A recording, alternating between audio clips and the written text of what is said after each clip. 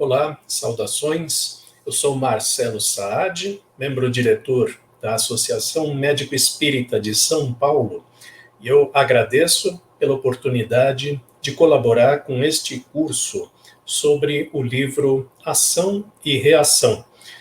Já no passado fizemos a apresentação da primeira parte do capítulo Preparativos para o Retorno. E hoje vamos falar do resto deste capítulo, numa segunda parte e final, para encerrarmos este capítulo e prosseguirmos no estudo. O próximo, por favor. Sabemos que o livro Ação e Reação narra o período de 3 anos em que André Luiz esteve na Mansão da Paz, que é uma instituição que resgata e acolhe espíritos dos planos inferiores, orientado pelo instrutor Druso e por seu companheiro de estudos, Hilário. O próximo, como já falamos na primeira parte desse capítulo, o contexto, para nós entendermos os personagens deste capítulo, é o seguinte: Antônio Olímpio, um personagem, herdou a fortuna de seus pais juntamente com seus irmãos. Mas para não dividir com seus irmãos, Antônio Olímpio afogou-os. Esses irmãos desencarnados tornaram-se seus obsessores durante a vida e mesmo após o seu desencarne. Estes obsessores também provocaram o suicídio de Alzira, a sua mulher. E Olímpio, desencarnado, foi perseguido por seus irmãos, aqueles a quem ele matou. E Luís, o seu filho herdeiro, também tem sido perseguido por estes espíritos obsessores. Então, estes são os principais personagens deste capítulo. Vamos ao próximo.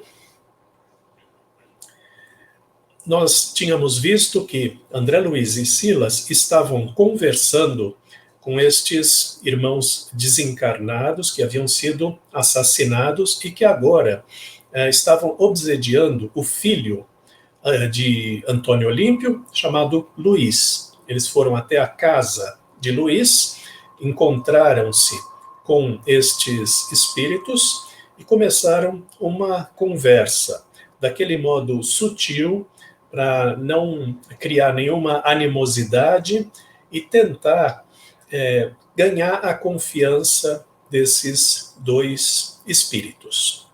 Vamos ver o que eles falaram.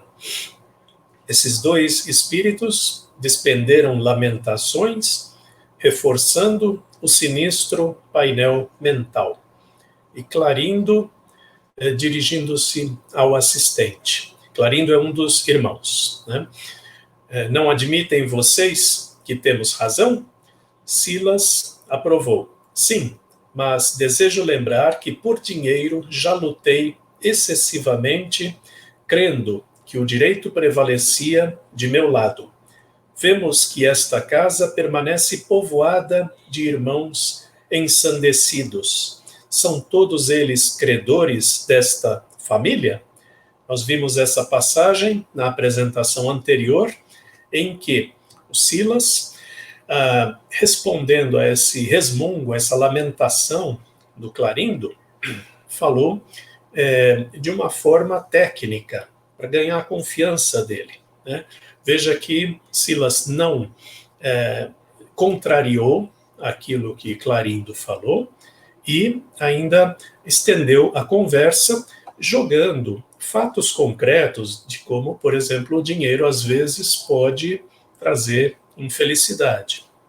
E puxou assunto, né, perguntando quem eram aquelas outras figuras, aqueles outros espíritos perturbados que também estavam circulando ali pela casa. O próximo, Leonel, um dos irmãos obsessores, né? É que precisávamos dividir o tempo entre pai e filho. Quer dizer, eles obsediavam o Antônio Olímpio, que os havia matado, e também obsediavam o filho. Eles precisavam estar, às vezes, em 2 lugares ao mesmo tempo, nessa divisão de tarefas, então eles buscaram ajuda. Como nós falamos na apresentação anterior, eles juntaram aí outros espíritos candidatos a serem obsessores destes familiares. E lembramos, naquela apresentação passada, que essa obsessão só se estabelece se existe uma ligação entre o obsediado e o obsessor. Então, estes obsessores foram procurar espíritos que também haviam sido prejudicados, de alguma forma, pelos obsediados. E aí, pelo grau de perturbação em que eles se encontravam, foi fácil coaptá-los para se tornarem obsessores, né? No entanto, presentemente, o criminoso que sitiávamos nas trevas nos foi arrebatado à vigilância. Quer dizer, eles estavam com mais dificuldade para obsediar o Antônio Olímpio, então eles foram se concentrar no filho dele. Pagará o filho dobrado preço, já que o assassino foi ocultado aos nossos olhos. Por isso, localizamos aqui os agiotas enlouquecidos que, fora do campo carnal, apenas mentalizam o ouro e os bens a que se afeiçoaram no mundo, acompanhando o sovina que nos obedece ao comando, constrangem-no a viver com a imaginação aprisionada no dinheiro. Estes outros obsessores, então, serviam para reforçar mais ainda o amor que Luiz, então o filho do Antônio Olímpio, o amor que ele tinha pelo dinheiro. Ele já tinha esta inclinação, né, essa inclinação de valorizar o dinheiro acima de outras coisas, até do amor que ele tinha pela própria família, já que ele escondia dinheiro da família. E por ter essa inclinação, os espíritos obsessores conseguiam reforçar esta inclinação, né? Como falamos no encontro anterior, uma obsessão só acontece se nós tivermos uma determinada inclinação para alguma coisa negativa. E o obsessor vai apenas usar essa nossa inclinação para nos manter desse jeito, reforçar esse nosso traço. Portanto, o trabalho de desobsessão sempre vai envolver uma atitude muito firme do obsediado, então não é alguma coisa passiva, é um trabalho bastante ativo com a participação do obsediado para que ele deixe esse traço negativo, para que então os obsessores não tenham mais onde se apoiar e continuar o seu processo. Próximo. E Silas, então, falou. O Silas é o benfeitor, né? O esclarecimento nos faz crer que este homem, Luiz, né, o que prosseguia fascinado, além do apego à riqueza humana, ainda sofre a pressão de outras mentes alucinadas como a dele, no conceito da posse material. Nesse caso, o desejo de que se sente objeto é elevado à tensão máxima. Então, Silas estava ali constatando que essa inclinação do Luiz pela usura, pelo dinheiro, estava sendo amplificada, utilizada pelos obsessores, né? E Silas, então, estava fingindo que estava se interessando, queria se tornar um obsessor dele e estava fazendo perguntas, né, de como é que é o processo que vocês estão usando, né? Aí Leonel, um dos irmãos obsessores: sim, aprendemos nas escolas de vingadores que todos possuímos um desejo central. Então, ele menciona aqui escolas de vingadores, que são organizações mantidas no plano espiritual para ensinar técnicas de obsessão e outras formas de fazer o mal, né? Então, espíritos mais experientes dividem os seus conhecimentos com outros. Então, é como se fosse a nossa deep web aqui no plano material, né? A nossa internet profunda, onde acontecem coisas ali que a gente nem imagina, e trocas de experiências e conluios.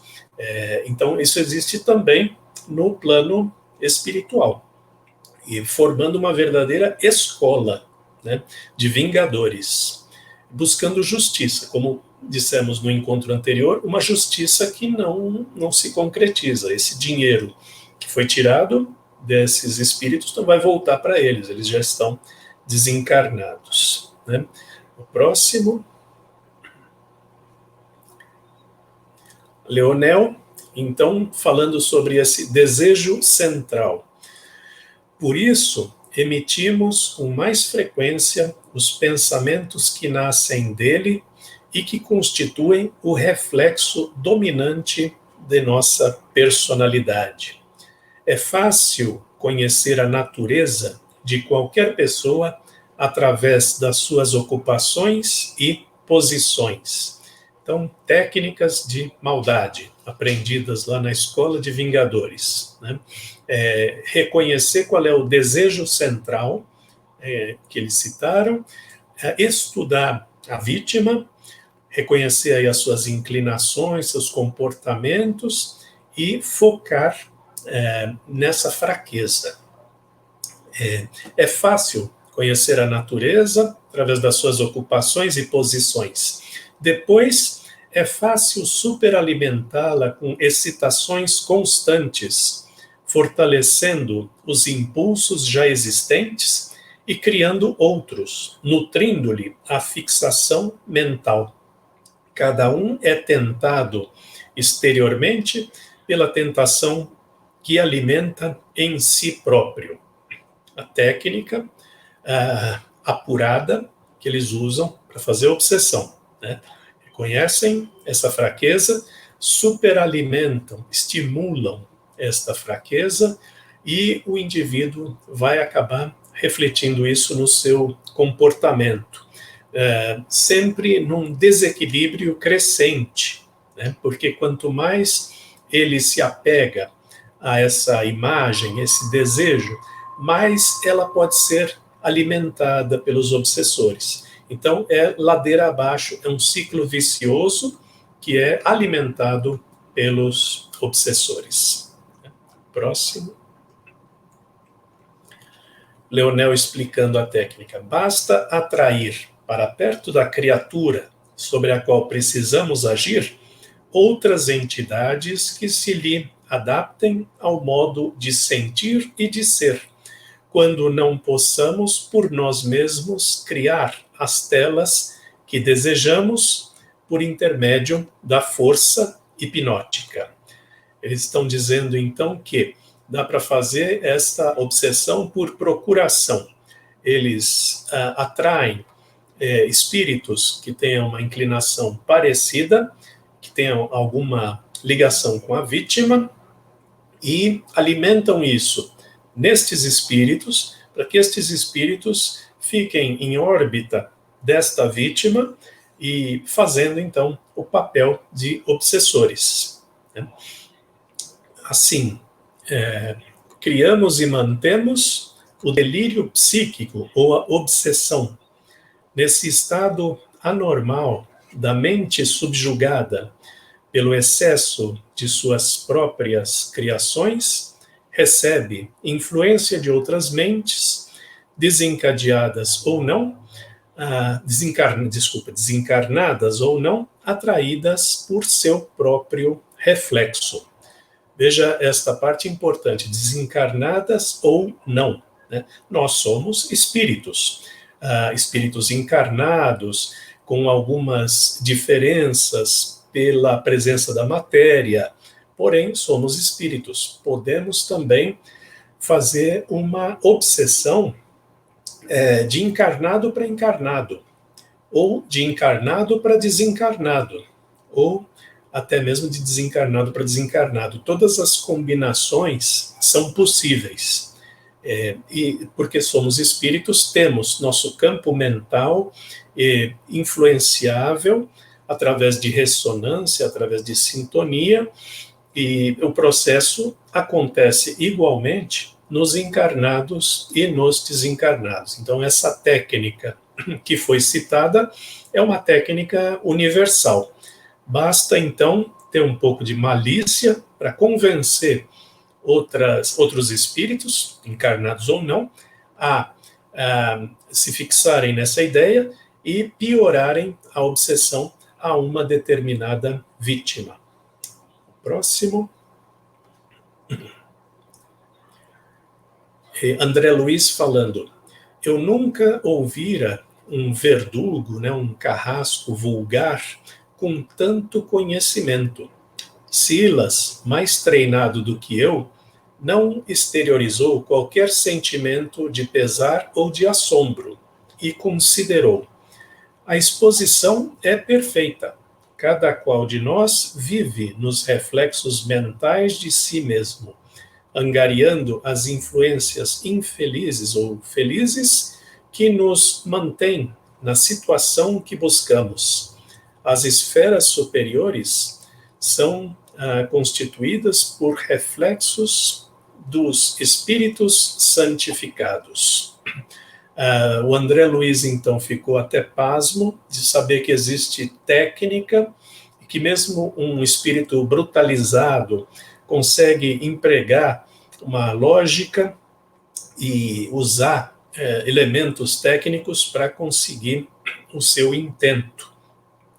Ele ficou surpreso, mas o Silas continuou a conversa falando que nós somos reflexos do nosso mundo mental, nosso comportamento, nossa aparência e tudo, mas é reflexo do nosso mundo mental. Até a forma do nosso próprio perispírito é um reflexo do nosso mundo mental. Tanto que, quando desencarnamos, mantemos a forma física com a qual nós nos identificamos. Então, mantemos a mesma forma que temos aqui durante a encarnação. Tudo isso porque o campo mental de cada um está moldando o seu próprio perispírito com esta imagem que a pessoa tem de si mesma. O próximo. Leonel, então, um dos irmãos, falou: e o inferno é o reflexo de nós mesmos. O avarento, sob nossa vista, deseja comprar ou extorquir uma terra vizinha a qualquer preço ou por transação criminosa, para valorizar a propriedade que nos pertence. Mais uma vez, falando dessa tal de justiça que eles estão atrás. Sendo a cobiça assunto no tema essencial da existência dele, recolherá facilmente as imagens que eu lhe deseje transmitir, utilizando-me da própria onda mental em que suas ideias se exprimem. O Luiz, obsediado, estava de olho no terreno do vizinho, né? Porque com esse terreno ele ampliaria suas terras, valorizaria todo o seu patrimônio, e aí ele queria essas terras de qualquer jeito, mesmo que tivesse que usar algum meio criminoso. E os obsessores apenas reforçam essas ideias, projetam, reforçam, né, esses pensamentos, como alguém dizendo do nosso lado, assim, isso mesmo, é desse jeito que tem que fazer, vai valorizar muito, se empenhe nisso aí, não descanse até que você encontre uma forma de executar esse tipo de coisa. Lembra aquela visão que nós temos do anjinho e do diabinho falando nas nossas orelhas, né? Um querendo o nosso bem, um querendo o nosso mal? Isso é uma metáfora de uma situação que realmente acontece. Nós temos à nossa volta os benfeitores da espiritualidade que querem nos mostrar um caminho mais reto em direção à nossa perfeição, e temos os obsessores que querem atrasar e nos segurar aí no sofrimento. Então, depende de para onde a gente olha, depende de como está o nosso campo mental. Se ele estiver fechado às boas ideias, como no caso aqui do Luiz, ele é facilmente cooptado para estas ideias negativas. O próximo. Leonel colocou a mão sobre a fronte de Luiz em profunda atenção de hipnotizador. Vimos o pobre amigo desligado do corpo físico, né? Desligado porque estava dormindo e, portanto, desdobrado, arregalar os olhos com volúpia, à distância, falando a sós. As terras são minhas, ninguém concorrerá com meus preços. Logo após, afastou-se com a expressão de um louco. Luiz, então, estava com o espírito desdobrado durante o sono, e então, mesmo durante o sono, estes obsessores mantinham a sua influenciação hipnótica, magnética, usando técnicas semelhantes às técnicas de cura, né? Colocou a mão sobre a fronte. Quando a gente quer transmitir alguma coisa positiva, a gente também faz determinadas atitudes, como essa de usar a imposição de mãos, e quando a gente quer transmitir alguma coisa negativa, também pode se valer de vias semelhantes, né? Tudo isso manipulando a ressonância, a sintonia daquele espírito, essa sintonia que já existe, usando as mesmas vias, as mesmas técnicas, né? O próximo. Leonel, então, um dos obsessores. Transmiti-lhe ao campo mental um quadro através do qual as terras do vizinho estariam em leilão. Ele tomou isto por realidade. Somos induzidos a crer naquilo que desejamos, já que é nosso reflexo fundamental. Após a minha influência hipnótica, retomará o corpo carnal, lambendo os beiços na certeza de haver sonhado com a falência da granja a qual pretende. Então ele projetou uma imagem de que aquelas terras que ele tanto desejava poderiam ir para leilão, portanto estariam mais próximas dele, e isso aumentaria a sua cobiça. Então, algumas vezes as coisas com que a gente sonha pode ter a ver com as nossas inclinações. Nem sempre, porque sonho é uma coisa muito difícil de interpretar. Pode ser memória do passado, pode ser alguma coisa que nós fizemos enquanto desdobrados durante o sono, pode ser inúmeras coisas, né? Mas, no caso aqui, o Luiz ia acordar com esta impressão, como se tivesse sonhado com isso, ou como se estivesse antevendo a situação, enredado mais ainda nesse desequilíbrio. Então, por isso é que antes de dormir a gente pode tentar reforçar ideias positivas para que essa inclinação fique aí no nosso campo mental e nos acompanhe durante esse desdobramento do sono. O próximo. E Silas falou então: é um processo de transmissão de imagens até certo ponto análogo à televisão. Cada um de nós tem qualidades de emissão e recepção.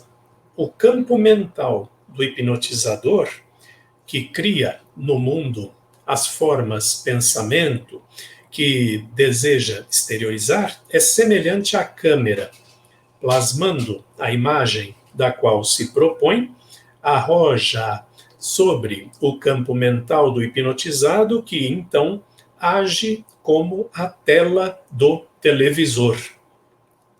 Essa é uma interpretação bastante interessante, né? principalmente dos estudos atuais sobre a relação entre a mente e o cérebro. Então, os materialistas vão dizer que a mente é um fruto da atividade cerebral, portanto, uma consequência material. E quando a gente entende o espírito, a gente sabe que a mente é produzida no espírito e manifestada no cérebro. Então, é uma situação parecida com esta da televisão.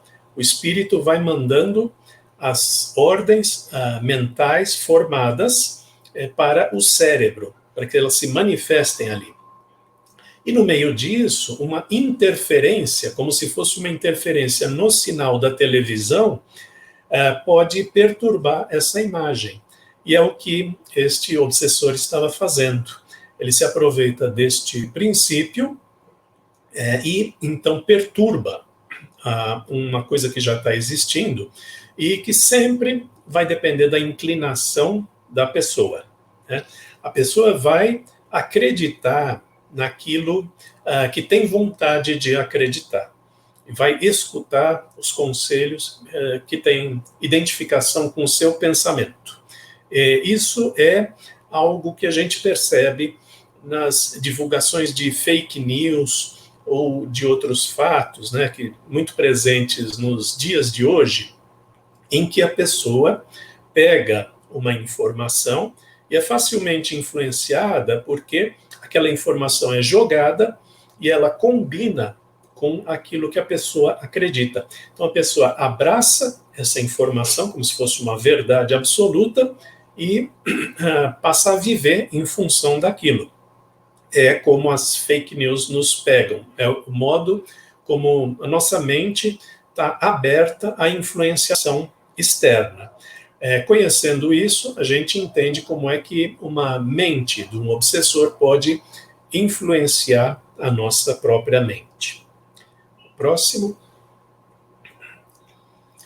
E Silas falando assim: você, Leonel, criou os quadros e, usando as forças da vontade, coloriu-os na própria mente e que funcionou como uma câmera de imagem, aproveitando a energia mental muito mais poderosa que a força eletrônica, projetou-os sobre o campo mental de Luiz, que funcionou qual se fosse uma tela, transformando as impressões recebidas em impulsos magnéticos a reconstituírem as formas pensamento plasmadas por você nos centros cerebrais, num perfeito jogo alucinatório.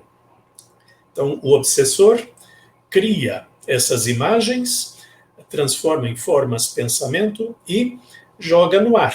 Joga ali, perto do espírito obsediado, que vai então absorver estas informações como se fossem ondas eletromagnéticas, como então se fosse uma interferência no sinal de televisão. Então, se o televisor está receptivo, né, está com a antena ligada, ele vai captar tudo o que estiver ao seu redor, né? Seja o sinal da televisão normal, seja uma interferência que esteja existindo ali. Então, nós é que temos que mudar a posição da nossa antena, para que nós não peguemos esse tipo de coisa. E sempre usar também a razão. Né? Além do nosso aperfeiçoamento moral, é utilizar a razão. E é isso que a gente pode fazer já agora, né?